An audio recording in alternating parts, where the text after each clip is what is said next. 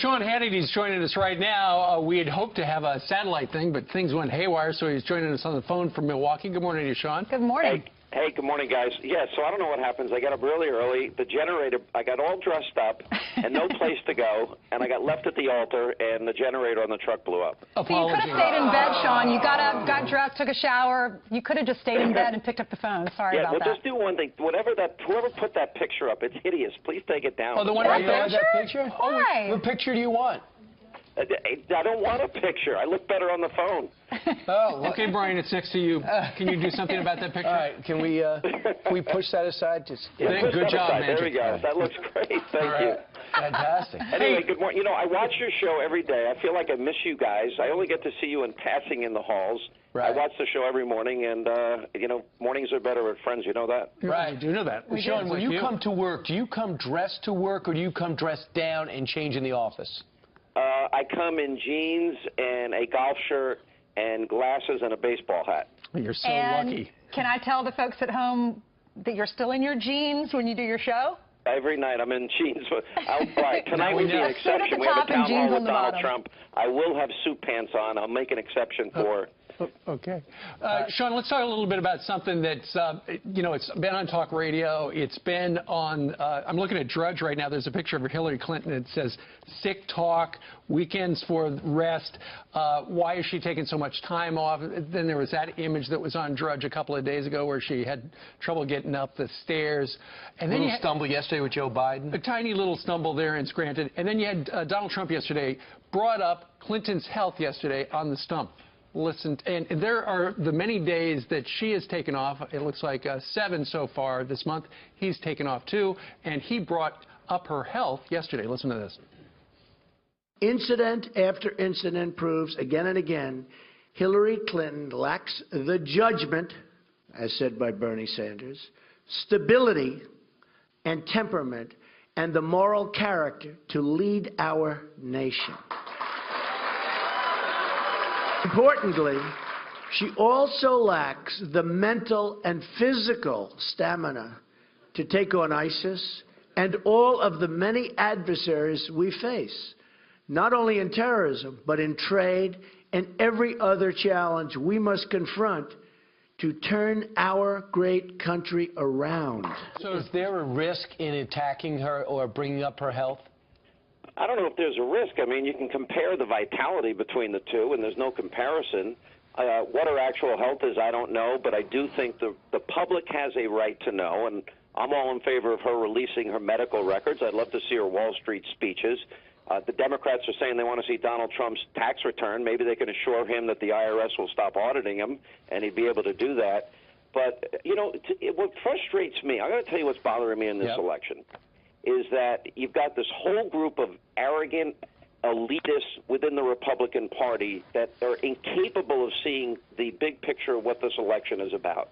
And if you're an originalist, if you believe in somebody that has fidelity to the Constitution and believes in separation of powers and co-equal branches of government, the differences are stark in terms of the type of justices they'll appoint.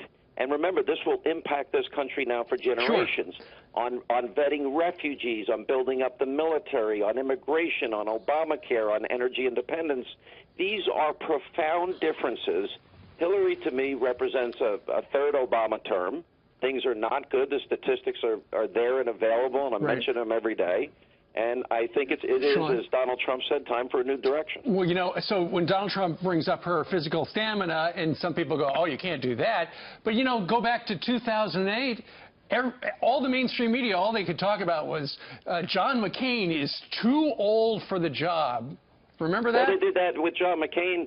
You know, the whole re-election of Ronald Reagan was contingent on, oh, my God, is he too old to handle a second term? There's a double standard, isn't there? There's a double standard in everything. Look, Donald Trump, Mike Pence said to me the other night that they're playing 2-on-1. The media is so in the tank, so on board for Hillary. They're so abusively biased. I literally watched this show on CNN over the weekend, and you got this little pipsqueak named Brian Stelter, and he allowed this arrogant professor from the Kennedy School of Journalism to talk about Trump being a demagogue, and demagogues like Trump become dictators.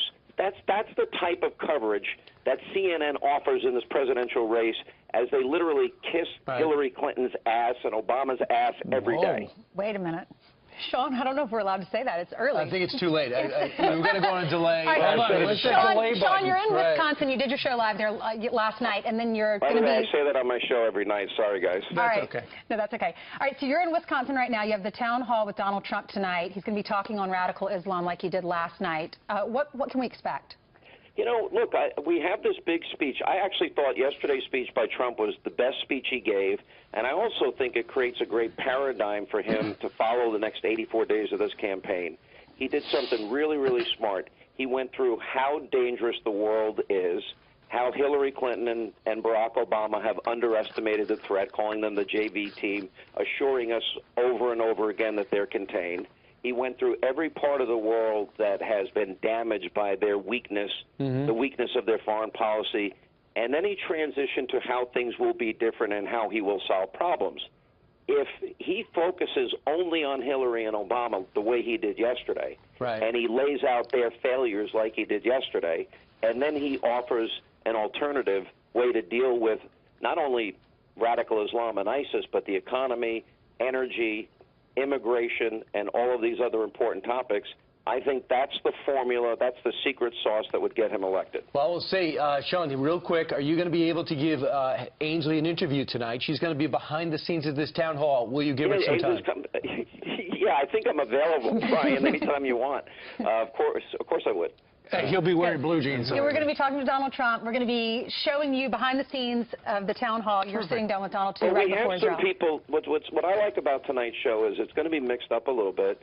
Obviously, we'll go over the speech that he did, but we also have people who have been directly impacted by radical Islam and terror. That's we have Scott Walker's going to be here. We have Sheriff David Clark is going to be here. And now apparently Ainsley's going to be here, and she's going to be interviewing everybody, too. And you know what? It's an important... Look, if we don't keep our country safe, we don't have anything. Sean, thank you very much.